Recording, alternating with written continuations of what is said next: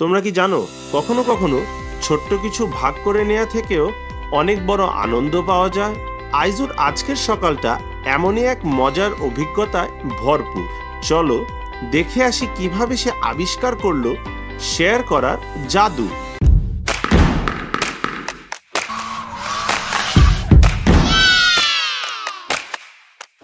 শহরের ছোট্ট এক পাড়া, বাইরে টিপটিপ বৃষ্টি পড়ছে, চারপাশের রঙিন বাড়িগুলো ঝকঝক করছে।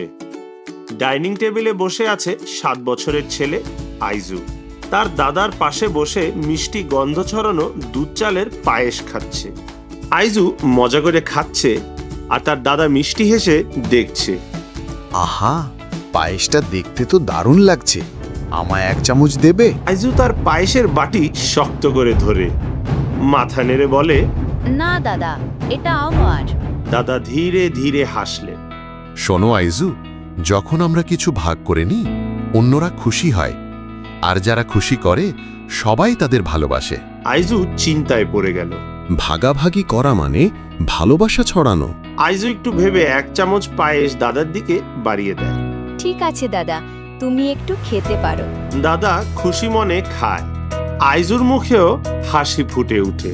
ধন্যবাদ আইজু, দেখলে কত ভালো লাগছে। আইজুর মন খুশিতে ভরে উঠল। তখনই তার চোখ পড়ল বাইরে, ঝড়ঝড় বৃষ্টি পড়ছে।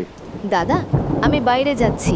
সে দৌড়ে গিয়ে তার প্রিয় ছোট্ট হলুদ ছাতাটা নিয়ে বেরিয়ে পড়ল।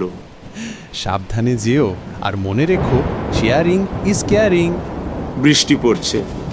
আইজু খুশি মনে ছাতা মাথায় দিয়ে লাফিয়ে লাফিয়ে হাঁটছে। হঠাৎ সে দেখে যারা তার প্রিয় ওয়েস্ট ব্যাগ মাথার উপরে ধরে বৃষ্টি থেকে নিজেকে বাঁচানোর চেষ্টা করছে। যারা, তুমি গাছের নিচে দাঁড়িয়ে আছো কেন?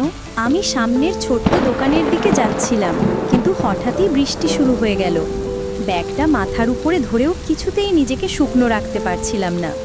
ছাতাটাও সকালে ভেঙে গেছে, তাই কোথায় দাঁড়াবো বুঝতে পারছিলাম না। পুরো ভিজে গিয়েছি, এখন কি করব বুঝতে পারছি না।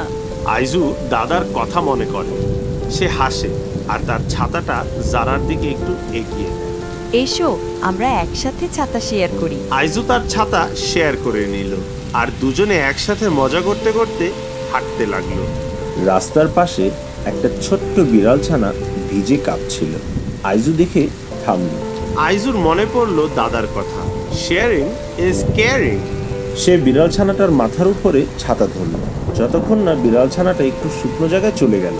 বিড়াল ছানাটা খুশি হয়ে লেজ নাড়াতে লাগলো। যারা বিস্ময়ে তাকিয়ে রইল। তুমি খুব ভালো আইজু।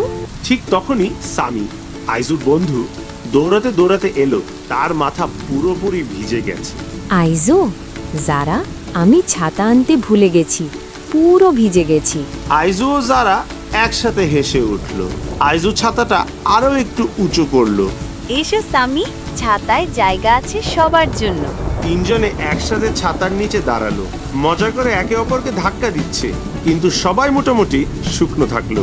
ঠিক তখনই তাদের পাশ দিয়ে যাচ্ছিল মিস রয়, যিনি তাদের স্কুলের শিক্ষক। তিনি থেমে বললেন, কি সুন্দর দৃশ্য আইজু, যারা, সামি। তোমাদের দেখে মনে হচ্ছে ভাগাভাগি করার আনন্দ সত্যিই অনেক বড়। এটাই তো সবচেয়ে সুন্দর শিক্ষা। আইজুর বুক গর্বে ভরে উঠল। সত্যি, দাদার কথা একদম ঠিক ছিল। সন্ধ্যায় আইজু হাসতে হাসতে বাড়ি ফিরল। দাদা বসেছিলেন তার প্রিয় চেয়ারে। কেমন কাটলো তোমার দিন আইজু?